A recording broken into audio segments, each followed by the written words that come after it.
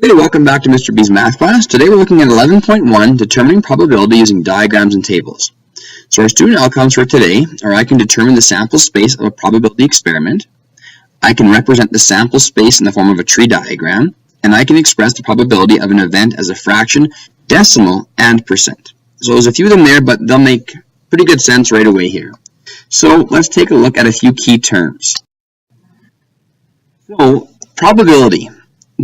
Essentially is just the likelihood or chance of an event occurring. So just when you look at any event, it's what are the chances that it occurs? What are the chances that if you flip a coin, it's heads or tails? That's probability.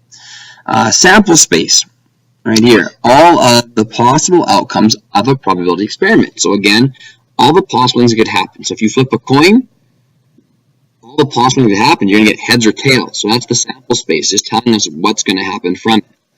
And in favorable outcome, that's a successful result in a probability experiment. So the best way I can look at that is saying, what are the chances that I would flip heads if I flip the coin? Heads would be our favorable outcome because that's what we're looking to see if we can flip. Okay? And again, it'll make more sense right away, but just a few key terms here. Okay, so finding probability. So it's pretty easy when we look at how to find probability because it just comes down to one simple formula, and that's just looking at taking our number of favorable outcomes, so whatever we're looking for in the question, and dividing it by the total number of outcomes. Okay, so the example we're going to start with today is rolling a six-sided die. So those are just basic, we have dice, you roll them. We know that we have a six-sided die with numbers 1 through 6. We want to know what is the probability of rolling a 2. So all we need to do is say probability equals favorable outcome, so FO over total outcome. I call it, probably is photo, but we got that here. Favorable outcomes over total outcomes. So if we were to look at that, our probability equals, our favorable outcome. We're looking for what's the chance of rolling a 2. So when we look at a die, we have the numbers 1, 2, 3, 4, 5, and 6. Well, there's only 1 2 on that die, so our favorable outcome becomes 1. Now we're looking at our total number of outcomes. Well, on the die we have 1, 2, 3, 4, 5, 6 options. So our probability of rolling a 2 is 1 over 6. Or, because our student outcomes, we can do a fraction, which we've got here, or percent. So if we divide this 1 by the 6, we get a decimal of 0.166 repeating. Or if we needed a percent, we'd multiply that by 100, and we get 16.6%. It just goes back to Unit 4. So that's pretty much how we find probability of anything, is just taking the favorable outcome, so whatever we're looking for in the question, and dividing it by our total outcomes. And again, if you can remember photo, that's great.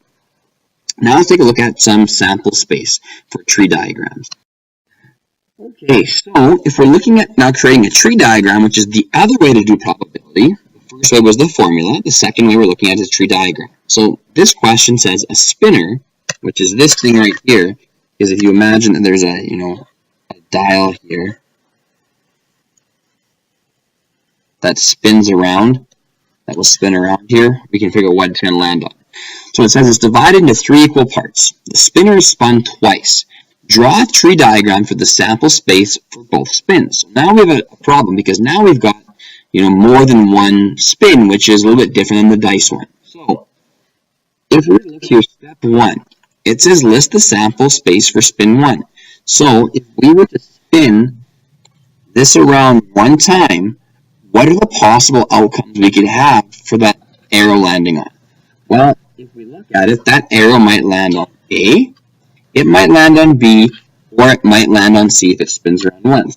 So what we have to write here is spin 1. It might land on A, it might land on B, and it might land on C. That's it. So we're done. That's the only. We know that after one spin, it has 3 possible outcomes. Then it says list the sample space for spin 2. So again, if I'll just rewrite spin 1 here, our options were A, B, and C. Well, on spin 2, We have a few other options because we know that in spin 2, if we land on A the first time, it might land on A the second time. If it landed on A the first time, it could land on B the second time. Or if it landed on A the first time, it could land on C the second time. If it landed on B the first time, the second time around, it could have landed on A. It could have landed on B again.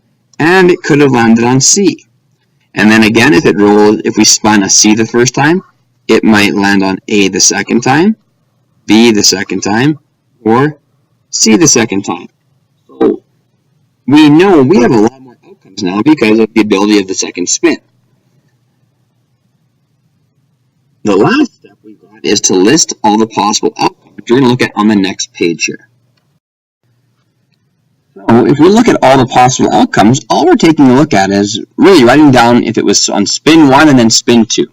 So if I just write outcomes over here, my messy writing, if we start with our first spin of A, if it landed on A first, it might land on A a second time. If it landed on A first, it might land on B a second time. If it lands on first, it might land on C a second time, as you can see from here, here, and here. We've also got the option of it being B the first time and A the second spin, B the first spin and B the second spin, or B the first spin and C the second spin.